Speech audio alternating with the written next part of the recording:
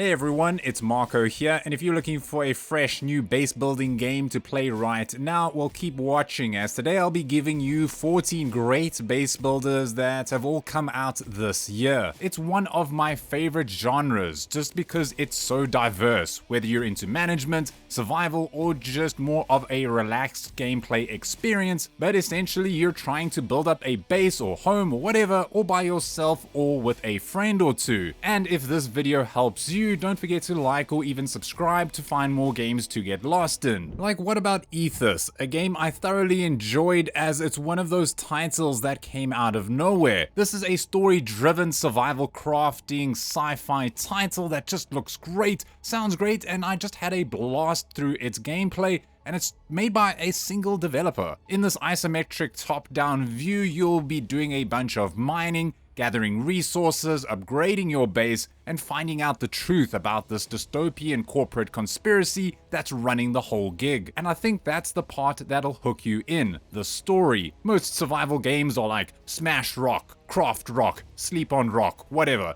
But this game has some great dialogue in between with you and your trusty drone companion that keeps you immersed the whole time. But besides that, AETHUS has a solid gameplay loop of mining and crafting and upgrading your resources, plus it goes pretty easy on the survival aspect side of things, so don't expect a hardcore challenge. Well, I mean, unless you want to by tweaking the initial parameters. So if you're looking for this immersive sci-fi base builder that comes with a ton of fun survival elements too, then maybe go check out AETHUS today. Speaking of immersive story-driven sci-fi base builders, what about the AETHUS, which is today's sponsor? Man, I love this game though, like it breaks my brain just a little every time I think about it. Now I know it came out last year, but the DLC called The Last Variable is out now, which adds 20 hours of new content to the award-winning sci-fi survival game from 11-bit studios. If you haven't played it yet, the AETHUS is this incredible survival management game about meaningful choices and trying to survive on this hostile planet. You play as Jan Dolsky, but very soon you'll be able to clone yourself, and these clones have different memories to your own, ones that happened when a path in your life split and went in another direction. It plays like a colony sim slash base builder slash survival game slash I don't even know, because it's so unique it's hard to find a box to place it in. Anyways, the Last Variable DLC continues one possibility of the main story, along with new specialist altars, underground base building, terraforming, and new regions to explore. The DLC is out now on PC, PlayStation, and Xbox, and also the base game is 50% off right now, with the Deluxe Edition that includes the expansion is 35% off. So go check it out on Steam using the link below to discover one of the best survival management games ever made. And for those of you wanting to live out your self-sustaining existence on a floating island, up next is Solarpunk. Most survival base building games have you more stressed out than forgetting if you've left the stove on and now you're too far from your home to go back and check. But not with Solarpunk, where it goes for way more of a relaxing route. Plus it comes with co-op, so it's recommended to play with a friend or loved one. Now I'd say it doesn't do anything too drastic to set it apart from other games on this list, like you will still be farming, crafting, and upgrading your base. However, the game thrives on the Solarpunk look and feel. I mean, come on, it's even the title of the game. There's no combat, there's not much story, there's no puzzles, and yeah, the exploration is a bit basic. But if you're a fan of building up a self-sustaining paradise with this laid-back vibe, then Solarpunk is definitely the game for you. And then from Solarpunk to Pirate Punk, I guess, we've got Windrose, an absolute stellar of a title. In this co-op open world survival game, you'll be building, crafting, exploring, and plundering your way around this vast open world filled with dark secrets and lots of pirate booty. Now, I am a huge fan of Valheim, and while I don't want to just say that this is Valheim but with pirates, it does certainly feel like it, and if you're a fan of Valheim, well, I'm sure you're going to love this one. Sure, it's still in early access, so some parts still need to be fleshed out, like the combat is so-so, but the devs are active with their updates, and they do have their upcoming Ashlands update Yeah, did I mention it's similar to Valheim? But it's still a solid title that values your time. By that I mean it's got the usual open world survival crafting elements like collecting resources, building your base and so on, but it doesn't feel like a chore going through the motions. Overall, if you want a survival base building game to play with friends or alone, Windrose is not a title to be missed. And then if automating your base on a hostile planet is more your style, then StarRupture will be the game for you. The studio Creepy Jar is best known for their previous survival game called Green Hell, but now they're more focused on building up your base on this mysterious planet.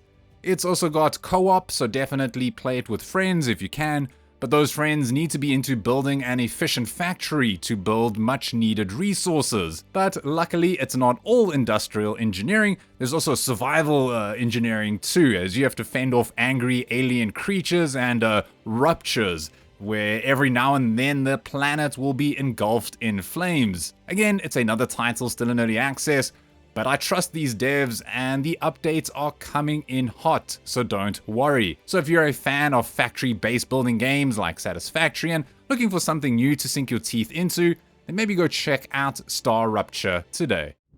And then sticking to that style of gameplay, up next is Blossom the Seed of Life. This title is basically a blend of Astroneer meets the Planet Crafter. Bold claim, I know, as both of those are just fantastic games on their own. Coming from a single developer, this game has you terraforming Mars, much like the Planet Crafter in a sort of way. But just the camera angles, some of the gameplay elements, like that backpack showing your stats, and just your robot called Blossom give me plenty of Astroneer vibes as well. So yes, you'll need to terraform, but also a bunch of exploring by foot, wheels, or wings to find more resources.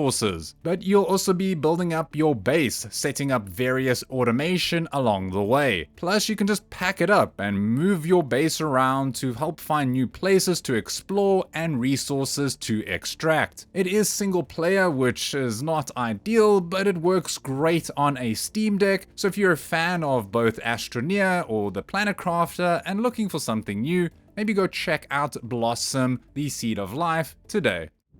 Alright, now it's time to give you a break from all of that sci-fi and throw you into this pixelated world in ancient Rome. In Romestead, you and up to 7 other players will need to rebuild the place, but naturally it can't be done in a day. That's because apparently ancient Rome was filled with hordes of monsters and undead creatures. So yeah, this game comes with a lot of combats, but a lot of base building too, where you'll need to go off and collect resources and hire artisans to help you out. Plus there are these Roman gods where you can make offerings or sacrifices to in order to unlock better technology, buffs, and a whole lot more. Yes, it's another game still in early access, so it still needs some more content here and there, but honestly this game has so much potential. So if you're looking for an open world survival game that comes with the coziness elements of Stardew Valley and the survival aspects of, say, Valheim, then maybe go give Romestead a try today.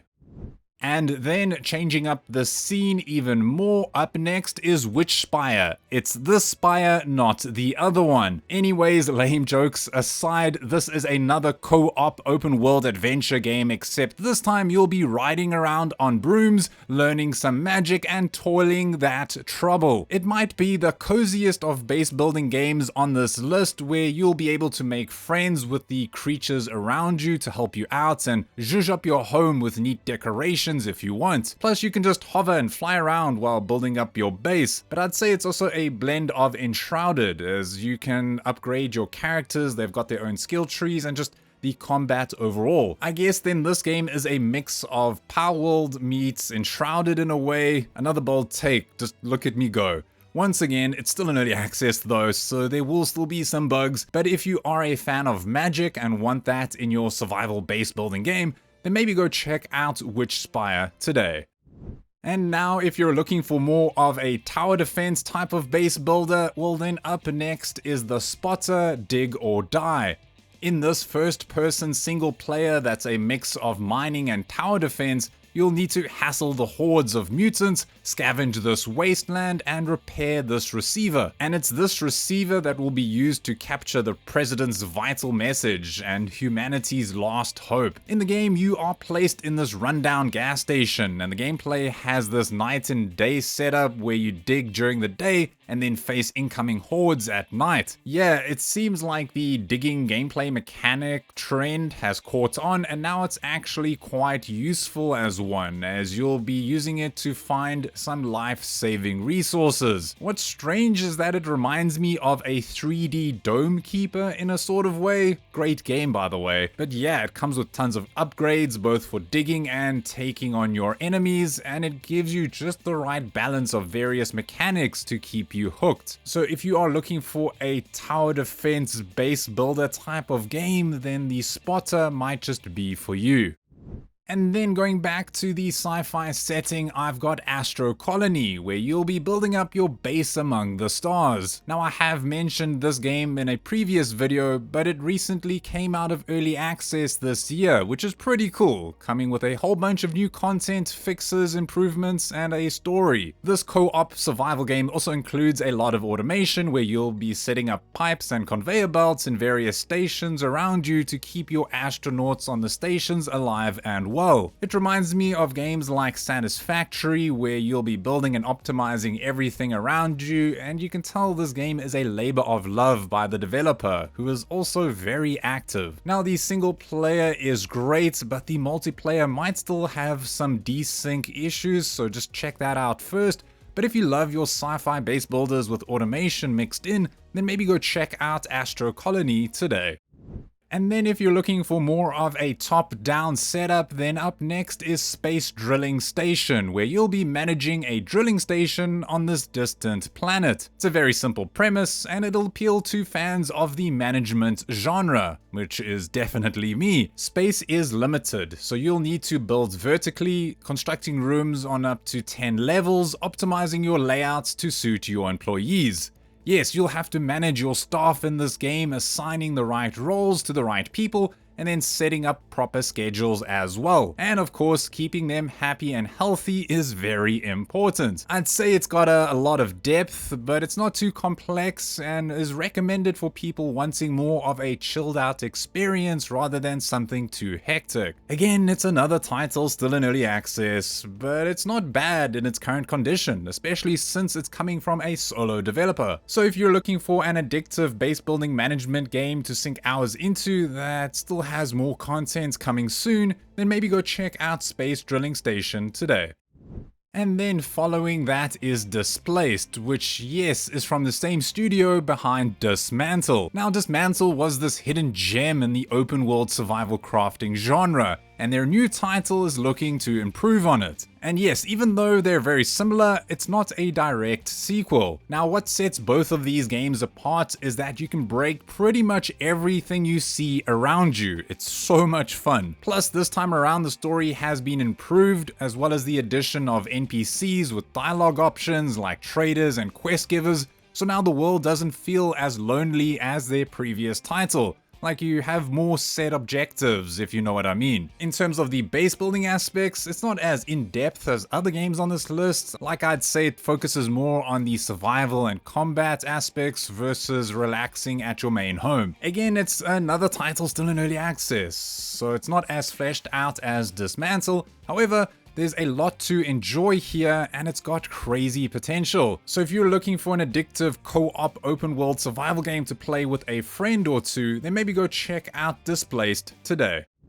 And then if you'd prefer your sci-fi survival to be on terra firma instead, well then Eden Crafters might just be the game for you. It's another title coming out of early access this year, bringing new crafts, machines, buildings, and more. In the game, which can be played single player or in co-op, you'll be turning a planet into a safe place to live. The 1.0 update brings with it 5 planets to choose from, where you'll need to terraform and automate your way to happiness. What sets this game apart though is that each of these planets come with their own environmental challenges, from surviving giant waves to lava-filled landscapes.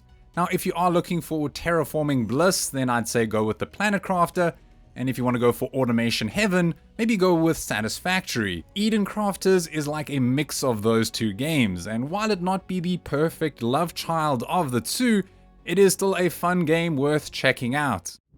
And now it's hard not to mention open world survival base building games without including Soulmask. Sure, it has been out for some time, but it did come out of early access this year, and it's filled to the brim with new content. In case you don't already know, this is one of those hybrid games that blends colony sim management with open world survival. Think of a game like Valheim, except now you have employees in a kind of way. However, the game does enough to set itself apart from similar titles, like these badass masks that give you unique powers, and just the open world sandbox gameplay is just incredible, especially when playing it with a group of friends. The biomes are diverse, the combat isn't too shabby, and what's cool is your base itself. Most survival games are kind of sad when you look at your own home, but because your NPCs will be around you crafting, cooking, and so on, it feels way more dynamic. To me, Soulmask has made a name for itself as being one of the best open world survival crafting games. So if this looks good to you and you want to play it with a friend, then definitely go check it out today. And then last but not least, how can I forget a title as popular as this one? It's Subnautica 2. The original was and still is such an incredible game, and the studio Unknown Worlds Entertainment have done a great job trying to improve on it. However, looks can be deceiving. Sure, the sequel just looks so good. But again, it's still in early access, so the content is still lacking, offering about 12 hours or so of content overall. Honestly though, if you're still curious about the game and you haven't played either one, I'd still say play the first. Sure, it has its issues, but the game is complete. However, that's not to say Subnautica 2 isn't recommended to play right now. The base building has been improved so much, the gameplay is a bit more fluid overall, plus it's got co-op, so you can play it with friends. It still follows the same premise as the original, so you know, building up your base underwater and going out and trying not to get killed from the creatures swimming around you. But overall, the game is off to a very solid start, and sure, you could probably wait until more updates have been released for it to be completely worth it, but if you're ready to dive into this one, then you're still going to have an epic time. But that wraps up my video. A big shout out to my channel members. You guys always mean so much to me. If you haven't become a member, maybe think about it. You'll get your name over here and help support my channel. But other than that, it's Marco from Easily Distracted Games, and as always, don't stop gaming.